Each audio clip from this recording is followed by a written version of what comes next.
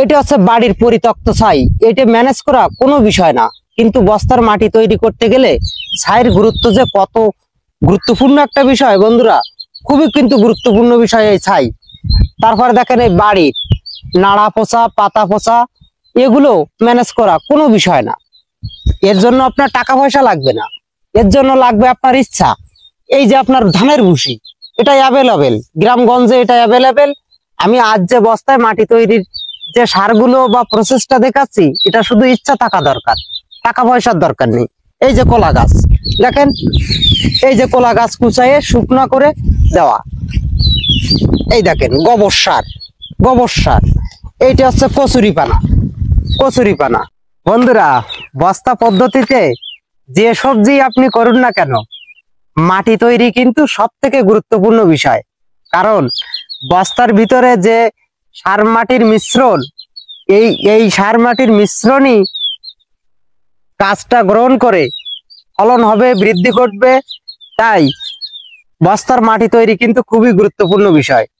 কারণ বস্তায় যে সবজিটা বা যে ফসলটা হবে, এরা কিন্তু বাইরের খাবার খেতে পারবে না। তো চলুন আজকে খুব সংক্ষেপে, কম খরচে কম পরিশ্রমে কিভাবে বস্তায় মাটিগুলো আপনি তৈরি করতে পারেন। এখানে যে সার ব্যবস্থাপনা গুলো দেখাচ্ছি, মূলত এই মাটিটা তৈরি করা হবে মেটে আলু, হলুদ এবং ওল, এই তিনটি ফসলের জন্য এই মাটির তৈরির প্রস্তুতিটা আপনাদের দেখাবো। যে ফসল তিনটি কথা বললাম, এই ফসল তিনটি কিন্তু যে কোনো কঠিন কন্ডিশনে এরা হতে পারে, অর্থাৎ শক্তিশালী ফসল। তো বন্ধুরা চলুন, এই দেখেন প্রথমে আসে ছাই। এটা কিন্তু যে কোনো ভাবে আপনি ম্যানেজ করতে পারবেন। এটা ম্যানেজ করার জন্য আপনার যে খুব কষ্ট হবে বা এটা অ্যাভেলেবেল, গ্রামগঞ্জে অ্যাভেলেবেল। একটা দেখতেছেন নাড়া পচা পাতা পচা, এগুলোই অ্যাভেলেবেল। এই যে ধানের ভুসি দেখেন, এটাও আপনি ম্যানেজ করতে পারবেন।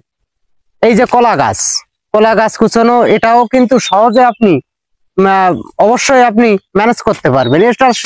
এই সারগুলো শুধু আপনার ইচ্ছা থাকা লাগবে। এই যে কচুরি পানা কিন্তু আমি যতটুকু জানি যে খুবই অ্যাভেলেবেল। আর এই কচুরি পানা যে সারটা জৈব সারের মধ্যে এমন একটা সার, যে সার কিন্তু আপনি অবশ্যই বস্তার মাটি তৈরির জন্য অবশ্যই নির্বাচন করবেন। বন্ধুরা, রাসায়নিক সার কিন্তু অবশ্যই দিতে হবে ফলনের জন্য। এতক্ষণ তো জৈব সার দেখালাম, রাসায়নিক সারও পরিমিত মাত্রায় আপনাকে ব্যবহার করতে হবে।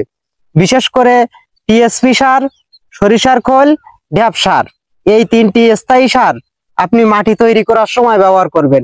আর কোনো সার দেওয়ার প্রয়োজন নেই। আর একটা বিষয়, যে মাটিটা শোধন করা খুবই গুরুত্বপূর্ণ বিষয়। যেহেতু এখানে ওল করব, হলুদ করব, মেটে আলু চাষ করব, এর জন্য আপনার মাটি শোধনের দরকার হবে না আমি মনে করি। কারণ এই তিনটি ফসল খুবই শক্তিশালী ফসল। বন্ধুরা, রাসায়নিক সার দিবেন, জৈব সার দিবেন মাটিতে, এবং দিবেন দানাদার জাতীয় কীটনাশক অর্থাৎ ফুরাডান।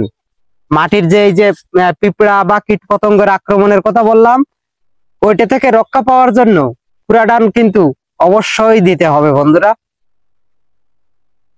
সারগুলো বললাম, এই সারগুলো কিন্তু ভালো করে আপনার মাটির সাথে জৈব সার, রাসায়নিক সার আপনার মিশ্রণ করে দিতে হবে।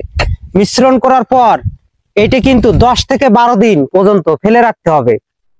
যদি আপনারা পানি দেন, এর উপরে যদি মিশ্রণ করার পরে পানি দেন, তাহলে কিন্তু মিশ্রণটা সর্বোত্তম মিশ্রণ তৈরি হবে মাটিটা।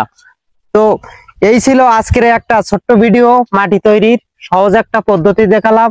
আমিও ঠিক এই পদ্ধতিতে মেটে আলু, হলুদ এবং ওল বস্তা পদ্ধতিতে কিভাবে করা যায় এবং সহজ পদ্ধতিতে কোনভাবে করা যায় সেইটা দেখানোর আপনাদের চেষ্টা করলাম। তো আজ এ পর্যন্তই। সকলে ভালো থাকবেন, সুস্থ থাকবেন।